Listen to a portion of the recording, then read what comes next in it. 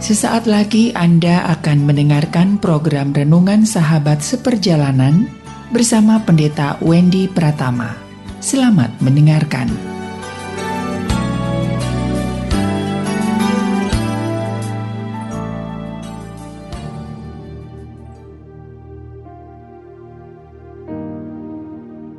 Selamat berjumpa kembali di dalam layanan audio Sahabat Seperjalanan. Hari ini adalah hari Minggu 14 Agustus 2022. Tema renungan kita dengan judul Perkataan yang Membangun. Perkataan yang membangun. Firman Tuhan terambil dalam Efesus 4 ayat yang ke-29.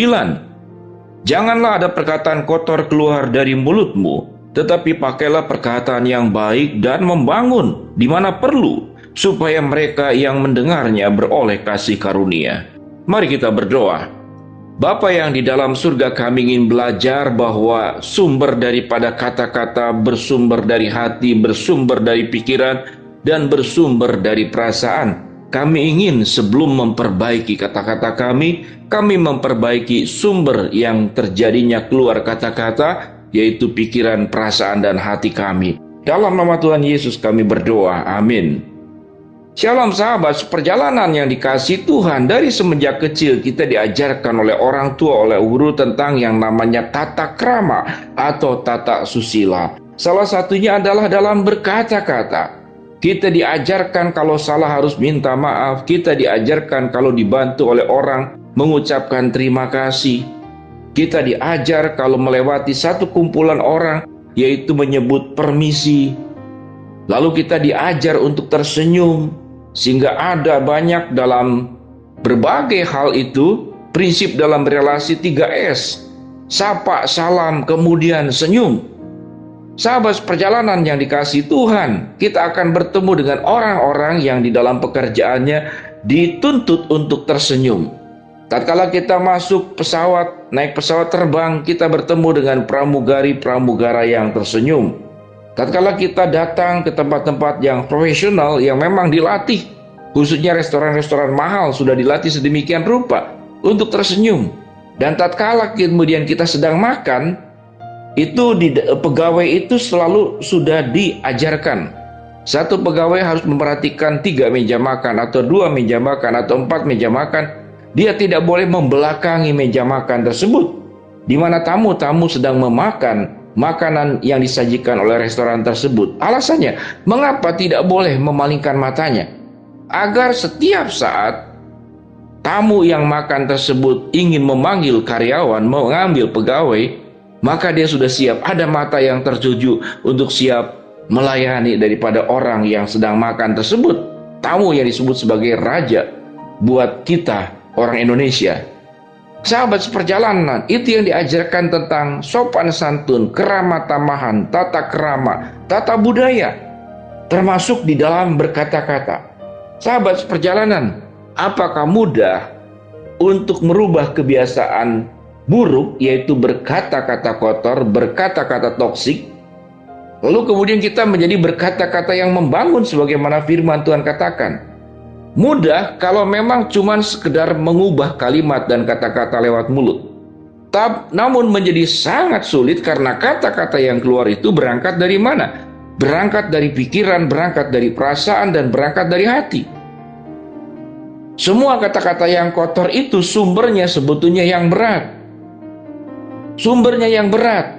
Dia sudah terbiasa mungkin oleh lingkungan, terbiasa berkata-kata kotor, terbiasa menghujat, terbiasa marah-marah, terbiasa mengancam, terbiasa menyakitkan kata-katanya, terbiasa keras cara berbicaranya. Setiap kali berbicara adalah kritik, kritik, dan kritik. Setiap kali berbicara menilai, menilai, dan menilai. Setiap kali bicara menjelekkan, menjelekkan, dan menjelekkan. Setiap kali bicara adalah merendahkan, merendahkan, dan merendahkan. Kalau bertemu dengan orang seperti itu, sahabat seperjalanan, pertanyaannya, apakah kata-kata tersebut akan membangun atau merusak atau meruntuhkan kehidupan orang lain, kepercayaan diri orang lain, rasa bernilai dari orang lain? Betul, orang itu bisa berkembang, tidak perlu mendengarkan suara orang lain. Itu kelompok orang yang sangat khusus, yang sudah bertumbuh, yang sudah dewasa, sudah berkembang secara kepribadian, secara spiritual. secara rohani. Namun umumnya manusia sangat membutuhkan kata-kata yang membangun, karena mereka belum selesai dalam proses pendewasaan hidup mereka masing-masing. Sahabat seperjalanan yang dikasihi Tuhan, mengapa dikatakan kata-kata itu mudah, sekalipun juga sulit? Mudah karena memang cuma diucapkan, sesuatu yang cuma diucapkan itu memang mudah. Tetapi menjadi sulit karena ucapan itu berangkat daripada sumbernya, yaitu hati, pikiran, dan perasaan, yang disebabkan oleh banyak hal. Yang pertama disebabkan oleh pembelajaran, lingkungannya seperti demikian. Berkata-kata kotor, berkata-kata memaki, berkata-kata merendahkan, berkata-kata merugikan. Jadi bagaimana caranya? Caranya adalah engkau harus punya yang seperti firman Tuhan katakan. Janganlah perkataan kotor keluar dari mulutmu, tetapi pakailah perkataan yang baik dan membangun di mana perlu, supaya mereka yang mendengarnya beroleh kasih karunia. Bagaimana kita bisa merubahnya? Sahabat seperjalanan, itu sangat bergantung dengan nilai hidup yang dimiliki. Kalau tidak ada nilai hidup, dia akan berkata pun dengan tidak ada aturan, semaunya. Itu yang kalau tidak ada nilai hidup. Tapi kalau yang hidup dengan nilai hidup yang buruk, maka kata-kata pun juga akan buruk.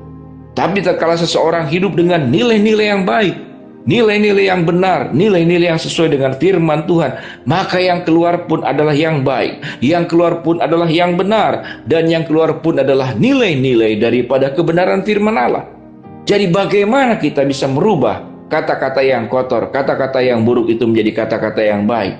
Betul, cara bicara, cara ucapan itu jauh lebih mudah, sekalipun bagi sebagian orang pun sulit. Tapi yang perlu diperbaiki bukanlah kata-kata terlebih dahulu, tapi hatimu, pikiranmu, perasaanmu. Sewaktu setiap orang telah ditebus oleh Kristus dan mengalami pembaharuan, dan setiap orang itu punya nilai bagaimana ingin hidup dalam kekudusan, hidup di dalam kehendak Allah, maka itu nilai proses hidup dalam kehendak Allah, hidup dalam kekudusan, hidup menjauhi dosa. Itu perjalanannya panjang, sahabat seperjalanan. Ada yang menempuh sekian waktu lamanya. Berkendaraan pun seperti tadi saya katakan, naik pesawat, naik mobil, secepat apapun itu membutuhkan perjalanan. Nanti ada kereta cepat 40 menit Bandung-Jakarta, tetapi berhentinya di Gede Bage, masih di luar kota Bandung. Itu perjalanan juga. Jadi perjalanan menjadi orang yang dikuduskan, yang menjaga pikirannya, yang menjaga perasaannya, yang menjaga pikirannya dalam kebenaran, dalam kekudusan. Kalau sudah terjaga bagian dalamnya, maka bagian luarnya akan otomatis keluar seperti demikian. Kalau di dalam gelas itu adalah susu, yang keluar akan susu. Kalau di dalam poci dan teko itu adalah teh, yang keluar pun adalah teh. Kalau di dalam poci teko itu adalah kopi, yang keluar pun adalah kopi. Kalau hidup kita, pikiran, perasaan, dan kemudian hati kita, yang ada adalah kebenaran, kekudusan, dan firman Allah, maka yang keluar pun juga adalah kekudusan, kebaikan, dan firman Tuhan.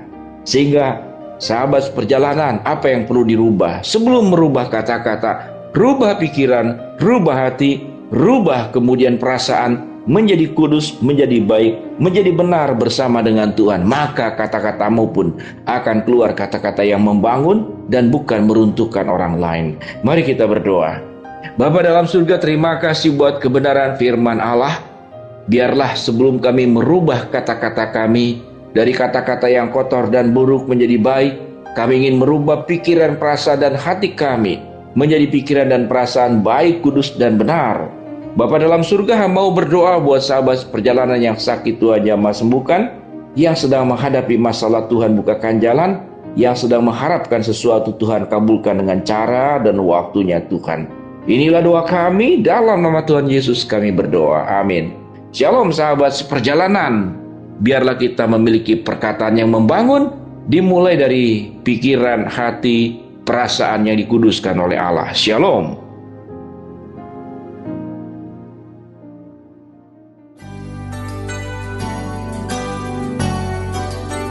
Anda baru saja mendengarkan program Renungan Sahabat Seperjalanan bersama Pendeta Wendy Pratama.